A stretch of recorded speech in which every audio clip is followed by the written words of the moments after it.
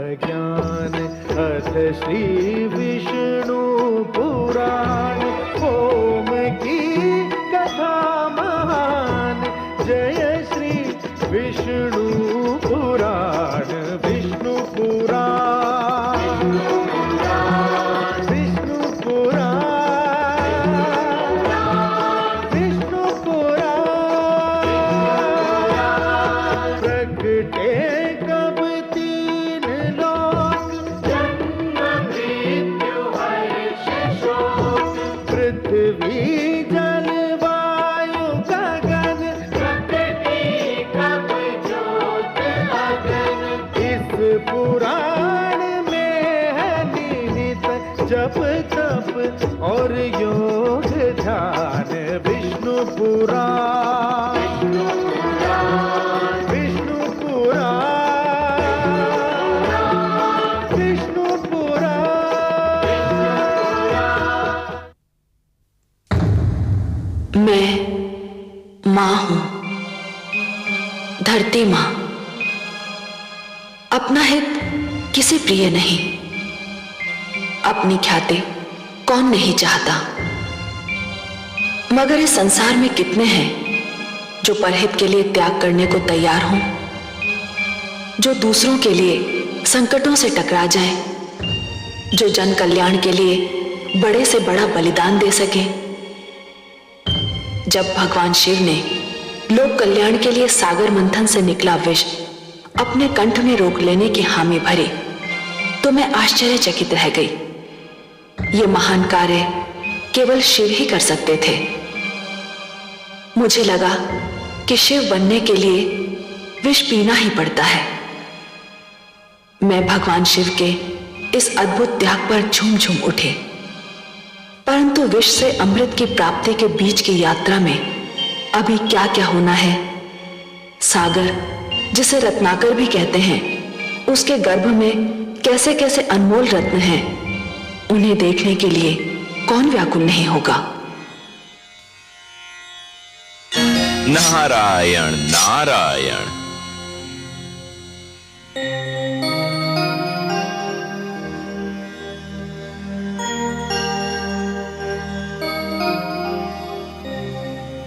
माते,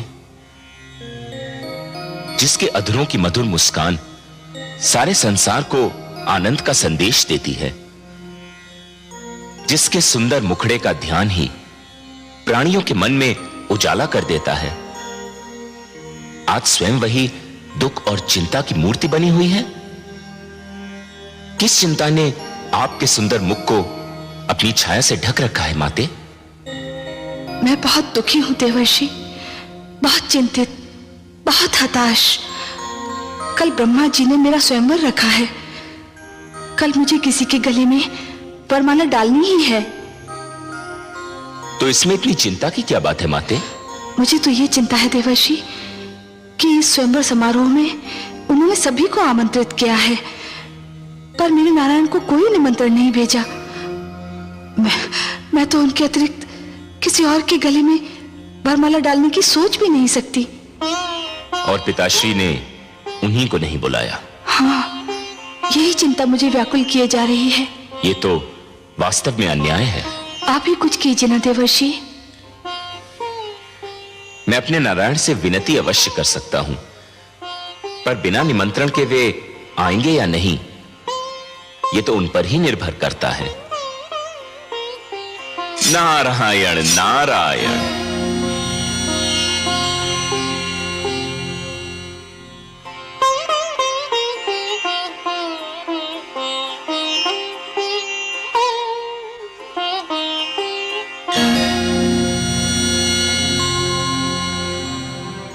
वरुण देव, चंद्रदेव नहीं आए अभी तक? संध्या की बेला हो गई है, बस उदय होने ही वाले होंगे।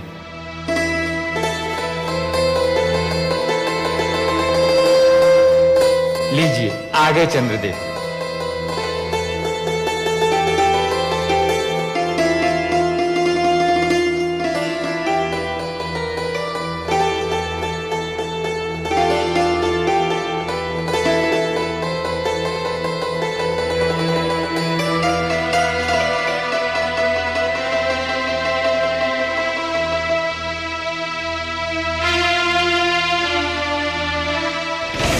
हे ब्रह्मा,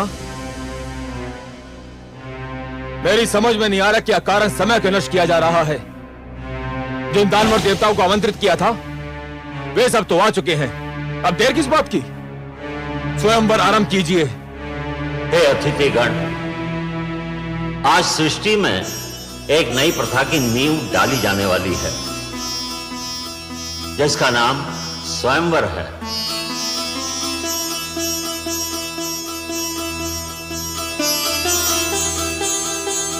अर्थात अपनी इच्छा से अपने लिए वर चुनने का अधिकार केवल कन्याओं को प्राप्त होगा।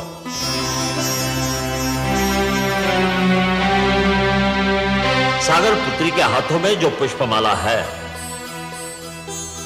इसे ये उसी के गले में डालेंगी जिसको ये अपने योग्य समझेंगी, जो इनका मन भावन होगा।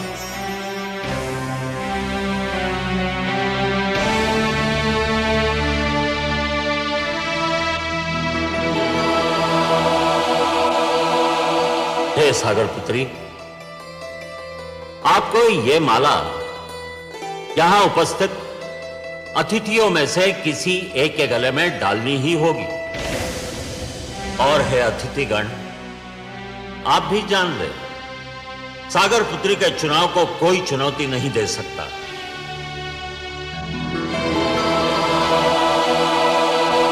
ये जिसे चुनेंगी उसी को इनका अंतिम निर्णय समझा जाएगा।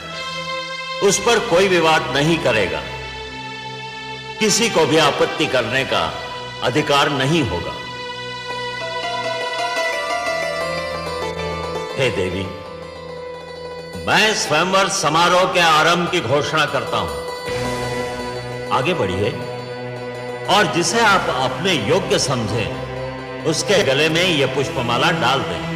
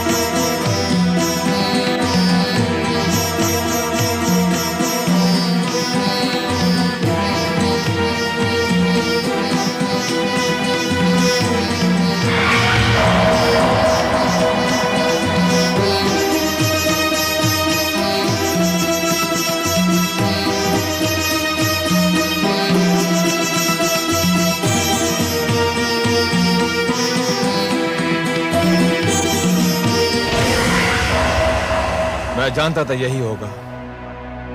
अब तो और कोई शेष नहीं रह गया है।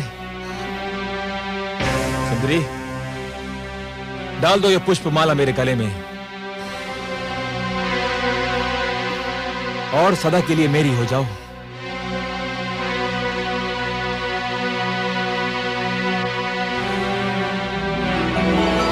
सुंदरी, इतना विलंब क्यों?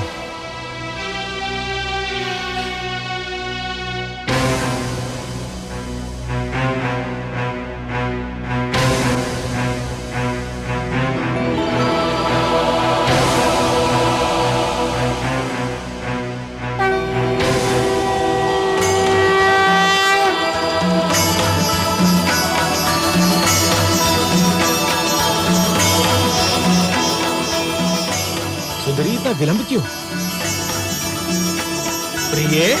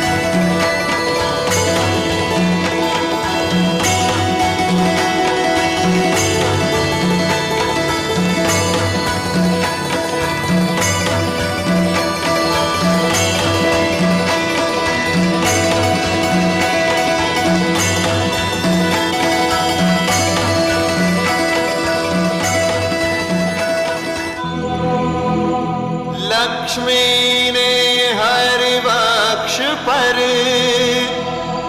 वरमाला दी डाल। धन्य स्वयंवर की प्रथा, धन्य हुई जयमाल। धन्य स्वयंवर की प्रथा, धन्य हुई जयमाल।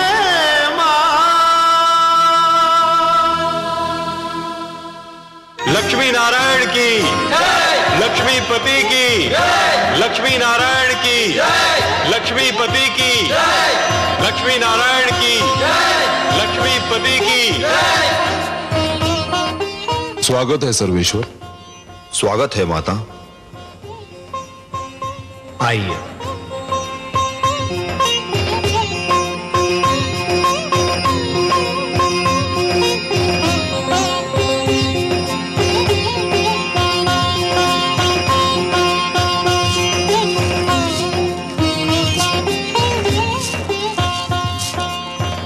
हमने आपसे कहा था ना महादेवी कि इस बार हमारा मिलन बहुत मधुर होगा। ऐसा जिसे आप कदापि नहीं भूल पाएंगी। कैसा लगा आपको ये मिलन? बहुत सुंदर, बहुत मधुर, अनुपम। किंतु हे कमल नयन, जब तक आप नहीं आए थे मेरे हृदय की गति रुकी जा रही थी। एक क्षण का भी और विलंब करते आप तो।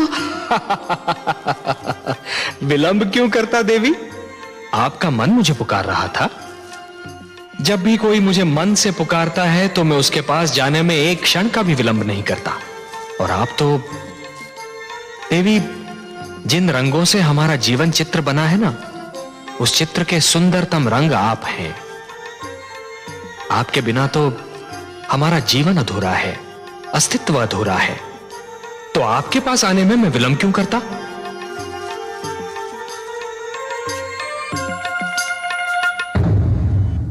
मैं मां हूं, धरती मां। श्री विष्णु ने अपना वचन निभाया। सचमुच माता लक्ष्मी से इस बार उनका मिलन इतना अधीर था कि स्वयं मेरी आंखों में हर्ष के आंसू छलकने लगे। दानव एक बार फिर अपनी हार पर क्षुब्ध होकर रह गए। वे शायद इसके बाद मंथन पर भी तैयार न होते, पर दैत्य गुरु शुक्राचार्य अब अपने लिए अमृत पाने को इतना व्याकुल थे कि उन्होंने अपने दैत्य शिष्यों को सागर मंथन में सहयोग देने पर विवश कर दिया। मंथन फिर आरंभ हुआ। सागर ने अपने गर्भ में छिपे अनमोल कोष लुटा दिए। समुद्र की तह से कामधेनु निकली। ऐरावत, अश्व, कल्प वृक्ष जैसे अनमोल रत्न निकले, पर प्रतीक्षा तो थी अमृत की, उस पदार्थ की जो मृत्यु की मृत्यु है। और फिर वो घड़ी आ ही गई।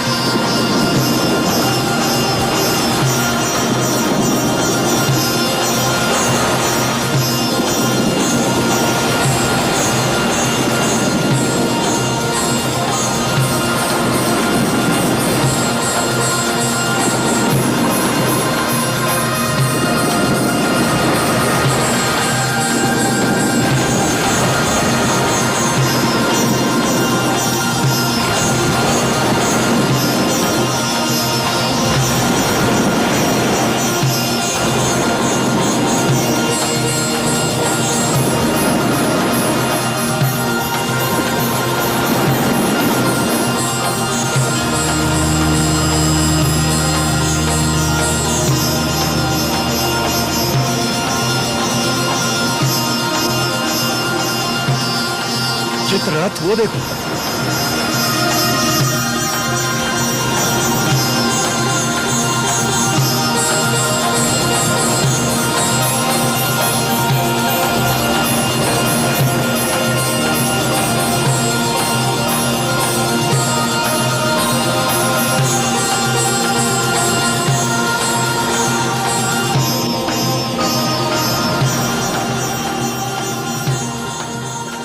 उस कलश में अवश्य ही अमृत होगा। अमृत? अमृत?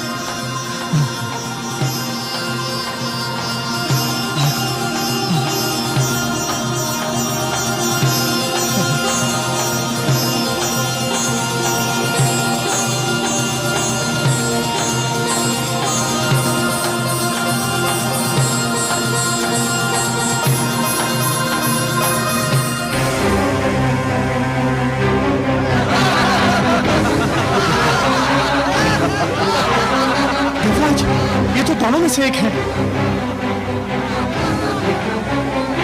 हमारे साथ धोखा हुआ है।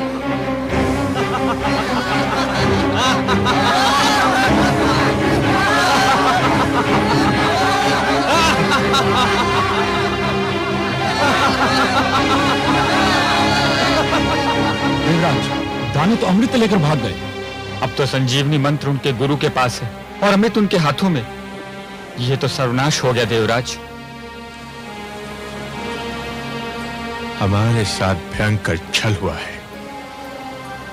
अब क्या होगा?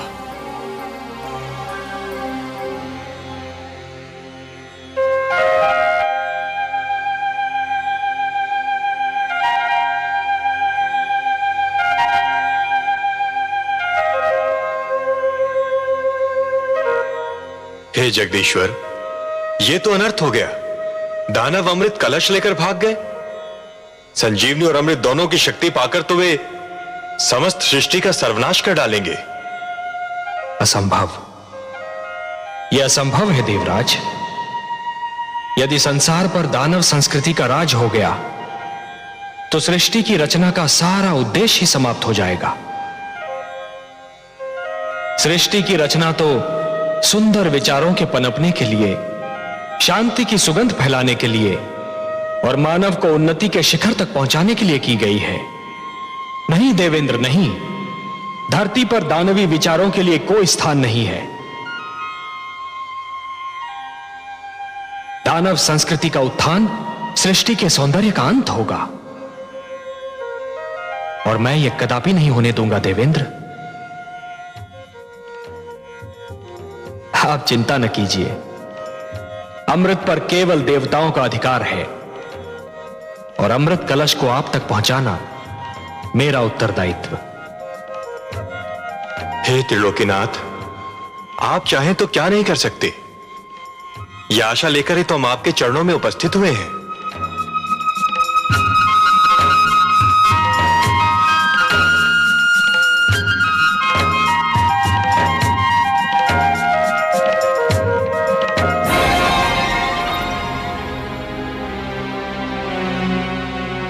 हे स्वर भानु, हम तुम्हारे आभारी हैं। आज तुम्हारे कारण देवताओं को ज्ञात हो गया कि यदि हम दानव छल पर उतर आए तो देवता हमारे आगे ठहर नहीं सकते। छल विद्या में हम दानव देवताओं से कहीं आगे हैं।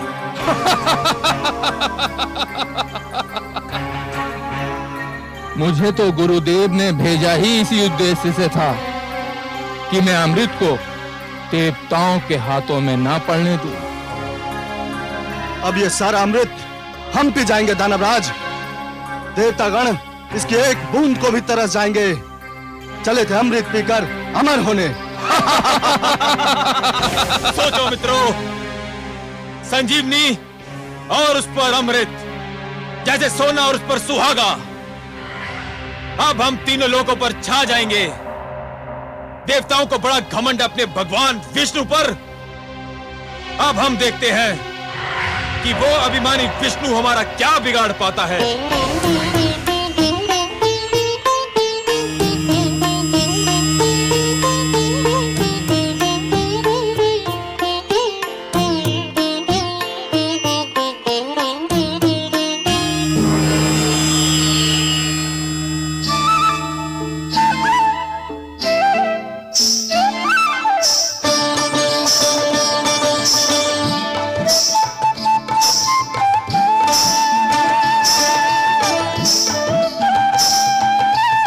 कलश सूर्यभानु और अमृत का वितरण आरंभ करो।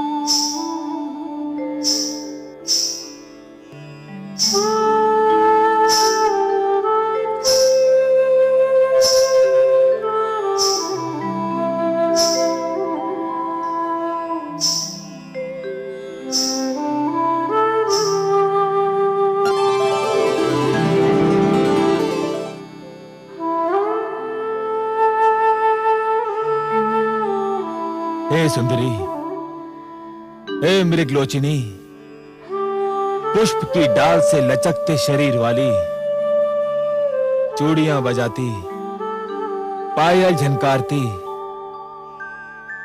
हमारे मन पर बिजली गिराती, किस लोक की वासी हो तुम और क्या नाम है तुम्हारा? मेरा नाम मोहिनी है। मोहिनी नहीं, मन मोहिनी कहो। सुंदरी, तुमने तो पहली झलक में हमारे मन मोह लिए। मन करता है तुम्हारे चरणों में अपना तन मन बिछा दूं, तुम्हारी बल खाती काया पर पूरा दानव लोक लुटा दूं। इतने सुंदर स्वरूप से हमारे मन को छलने वाली, तुम्हारे दर्शन पाकर हमारे नेत्र धन्य हो गए। यद्यपि तुम्हारा आना मेरे लिए सौभाग्य और गर्व की बात है, परंतु मेरे सभागार की शोभा बढ़ाने का उद्देश्य क्या है? मैंने सुना है कि तुम दानवों ने अमृत प्राप्त कर लिया है। तुम्हारे गुरु के पास संजीवनी मंत्र और तुम्हारे पास अमृत। अब तो कोई तुम्हारे सामने सिर उठा ही नहीं सकता। शक्तिशाली को कौन प्रणाम नहीं करता। इसलिए मैं तुम्हें इस दोहरी सफलता पर बधाई देने आ गई। ऐसे नहीं सुंदरी, ऐसे नहीं। फिर कैसे? हमें बधाई देना है तो तुम्हारे पांव में बंधी जिस पायल ने हमारे हृदय की धड़कनें तीव्र कर दी, उसी छम छम से हमें बधाई दो। तुम्हारी जिस बोली ने हमारे मन की वीणा के तारों को छेड़ दिया, उसी बोली द्वारा हमें बधाई दो। अपने सुंदर मुखड़े को दमका के, अपनी कंचन काया को लचका के हमें बधाई दो। तुम जैसे महाशक्तिमान की इच्छा पूरी न करूं, मुझ में ये साहस नहीं।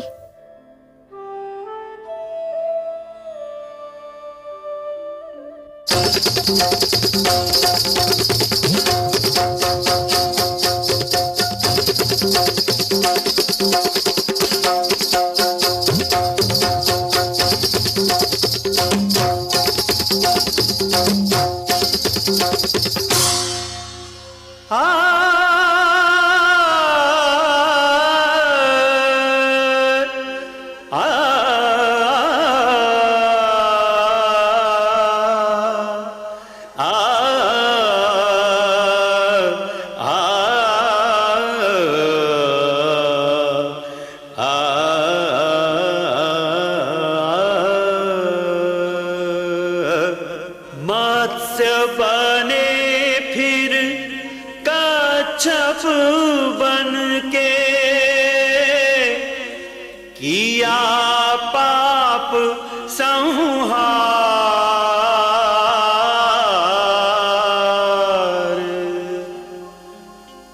अब नारी के रूप में प्रगटे, जग के पालनहार।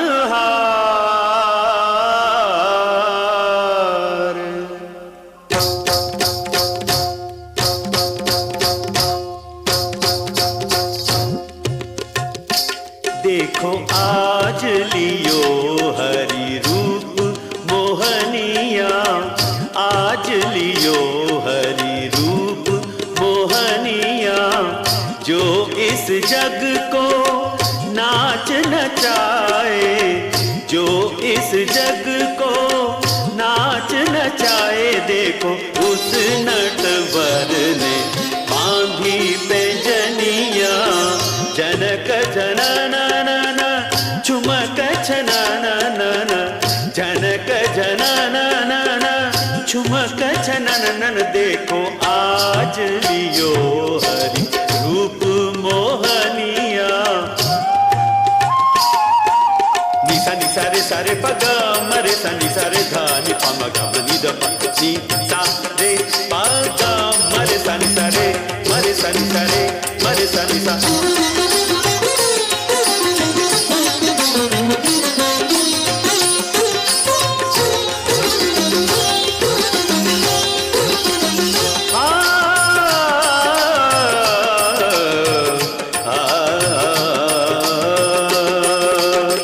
कनकलता कामिनिया बन के दामिनी दम के, छलियों को छलने को मोहक रमणी बन के, हृदयों को व्याकुल कर मदमाते नैनन से नैन बाण मारत है। आज चक्र को तज के देखो विश्व सजन भय, आज सजनिया विश्व सजन भय, आज सजनिया, जो इस जग को नाच नचाए, जो इस जग को नाच नचाए। देखो उस नटवर ने बांधी पैंजनिया।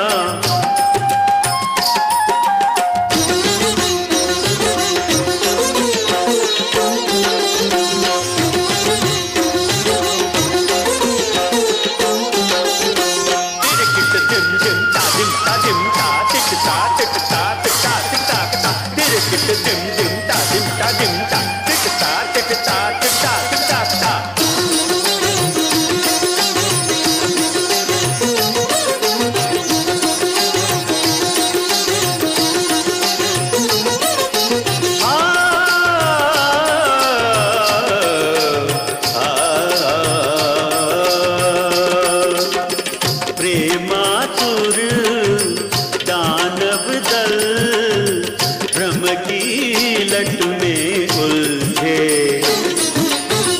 वश में कर दैत्यों को मन ही मन प्रभु हर्षे।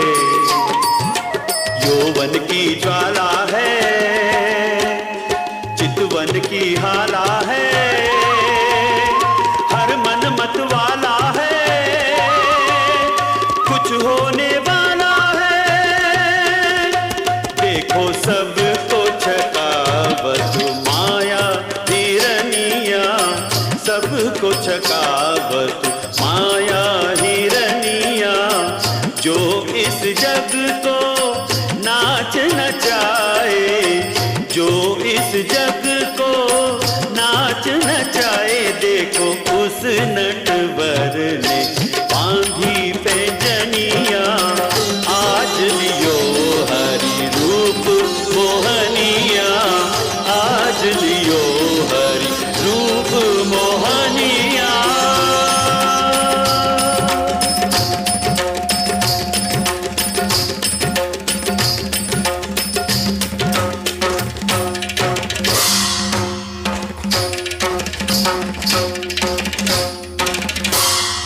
सुंदर, अति सुंदर।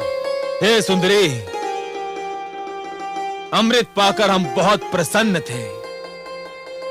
तुम्हारा ये रूप, तुम्हारा ये छल बल, तुम्हारी ये मन को गुदगुदाती मुस्कान किसी अमृत से कम नहीं। यदि तुम ये अमृत हमें अपने हाथों से पिला दो तो इसकी मिठास और भी बढ़ जाएगी। तुम्हारे स्पर्श की मिठास अमृत में घुल जाएगी तो इसका स्वाद और भी बढ़ जाएगा। मैं आपकी आज्ञा कैसे टाल सकती हूँ दानवराज? परंतु क्या? हे दानवराज, जिस प्रकार धूप बिना छांव के महकता नहीं होती, दिन बिना रात्रि सुहानी नहीं लगती, उसी प्रकार आपकी सभा भी देवताओं बिना सूनी लग रही है। देवताओं बिना? भूल गए? सागर मंथन में वो आपके सहयोगी थे। परंतु वे हमारे शत्रु हैं, हम उनको क्यों बुलाएं? हे दानवराज, आप उन्हें इसलिए बुलाएं कि वे छोटे, आप महान हैं। वे अन्यायी हैं, आप न्यायप्रिय हैं। वे छलिए हैं, पर आप निश्चल है। न्याय कहता है कि इस अमृत पर उनका भी अधिकार है। निश्चलता कहती है कि आधा अमृत आप पिए और आधा वे। महानता कहती है कि छोटों को भुला देना भी छोटापन है।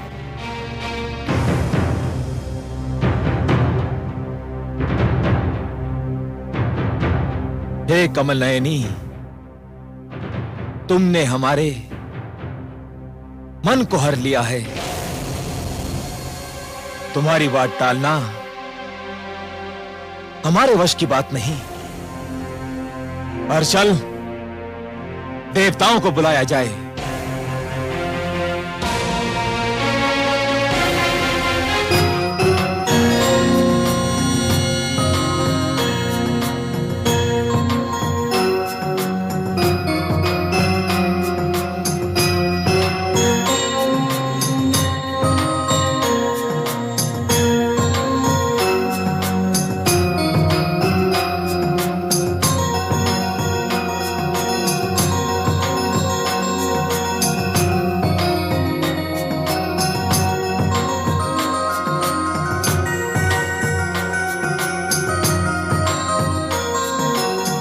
हे सुंदरी, अमृत का वितरण आरंभ करो। हमसे और अधिक धीरज न धरा जाएगा। अतिथि सत्कार दानवलोक की परंपरा है। इस परंपरा को निभाने के लिए मैं पहले देवताओं को अमृत पान का अवसर दूंगी।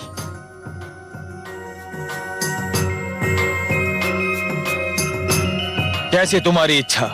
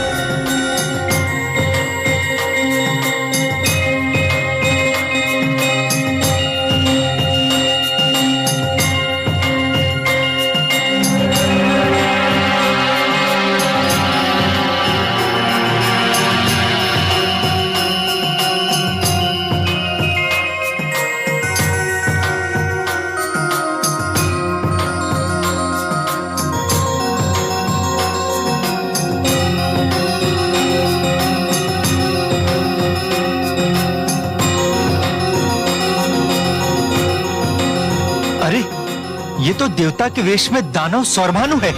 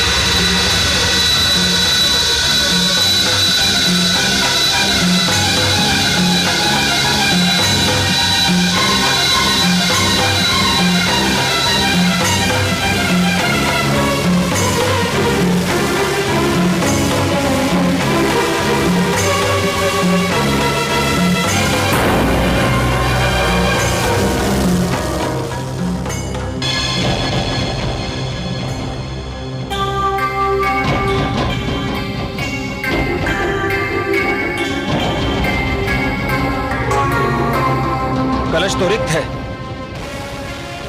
विष्णु ने सारा अमृत देवताओं को पिला दिया। छल, महाछल। विष्णु ने एक बार फिर हमसे छल किया, हमें मोहिनी बनकर ठग लिया। विष्णु, सावधान। मैं यहां हूं कालकेतु।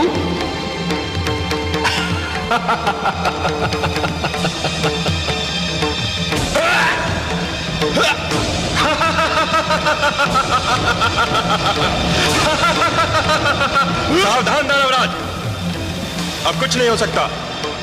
स्मरण रहे, हम अमृतपान कर चुके हैं। अमृतपान, हम सभी अमर हैं। अब तुम, तुम्हारे शस्त्र और तुम्हारी सेना हमारा कुछ नहीं बिगाड़ सकते, कुछ भी नहीं बिगाड़ सकते कालकेतु।